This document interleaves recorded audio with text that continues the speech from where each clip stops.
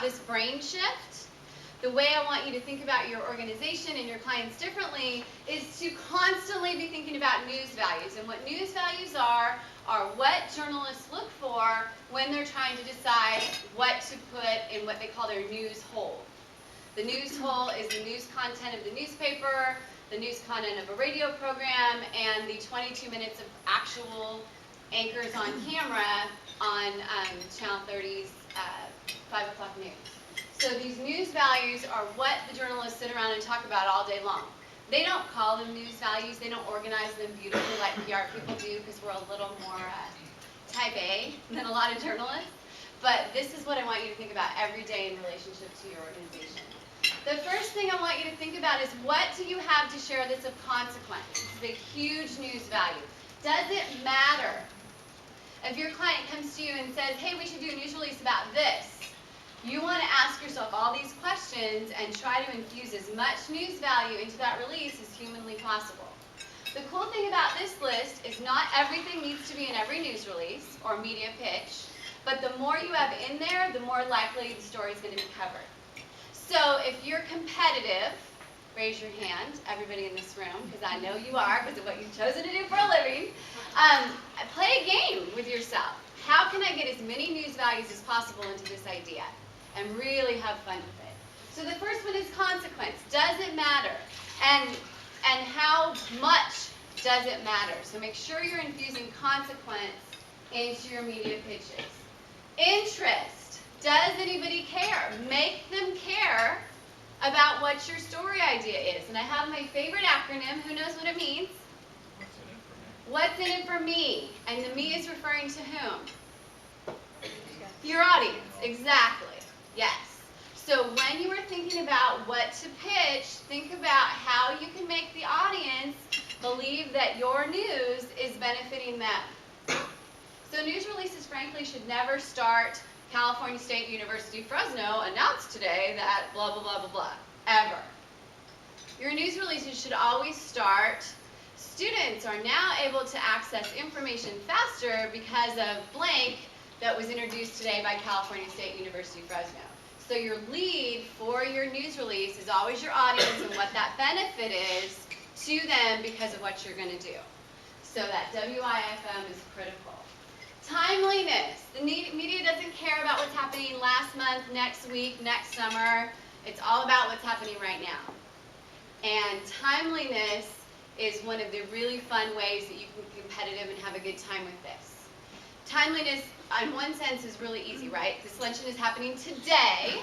So if you would have gotten the flyer tomorrow, or if you get the flyer tomorrow, obviously that would be useless. So dates, when things are happening, obviously counts with timeliness. But we're also in this period of winter moving on to spring. And so you can use that to pitch your timeliness. I have a piece of news that is an appropriate thing to share as we go from winter to spring, whatever that may be. You're a heating and plumbing organization, and this is the time to make sure that your air conditioner is up to speed. You're a tax provider, and this is the time to make sure that you have made the appointment with your tax professional. There are things that we, as just people on the street, should be doing in the beginning of March. This idea of oddity, is it new, is it different? These are two things that the media looks for. They love new. They're obsessed with new. New stuff is awesome, and you know that. However, we can't always be new. So if we're not new, we have to be different. Here is this particular program. What Yellow Pages, your button, thank you for the visual reminder. You know, when the Yellow Pages went online, hello, big deal.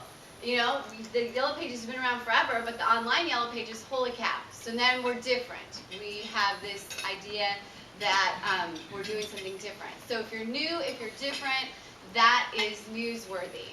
So newness, exploit it tremendously. They love new, shiny things. But if you can't be new, make sure you're different. You may or may not remember, but several years ago, French's, people who make mustard, right? They came out with a pink mustard. Does anybody remember that? No. It was incredibly short-lived for obvious reasons, right?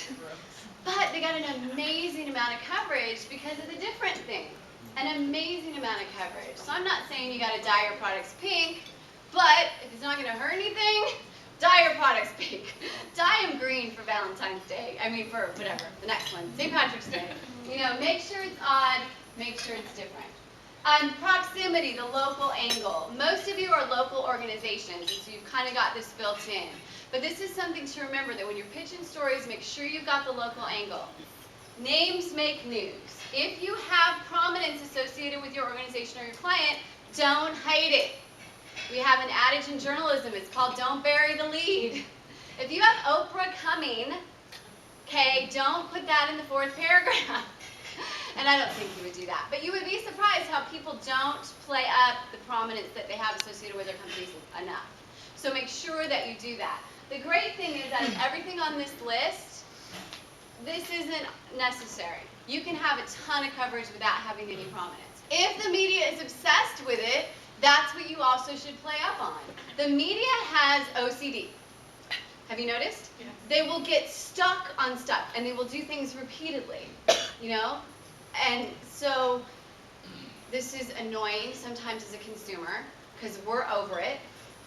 We're tired about reading it, but they keep writing about it. But from a potential coverage seeker standpoint, this is good. Because if they're continuing to talk about it, they need more stuff to talk about. So you can help feed that disorder that the media has. And so pay attention to what they're talking about, what they do, so you can tap into that. And then you got to make sure you have visuals. It doesn't matter whether you're pitching print. Well, I guess it doesn't matter if you're pitching radio. But actually, you know what, it does.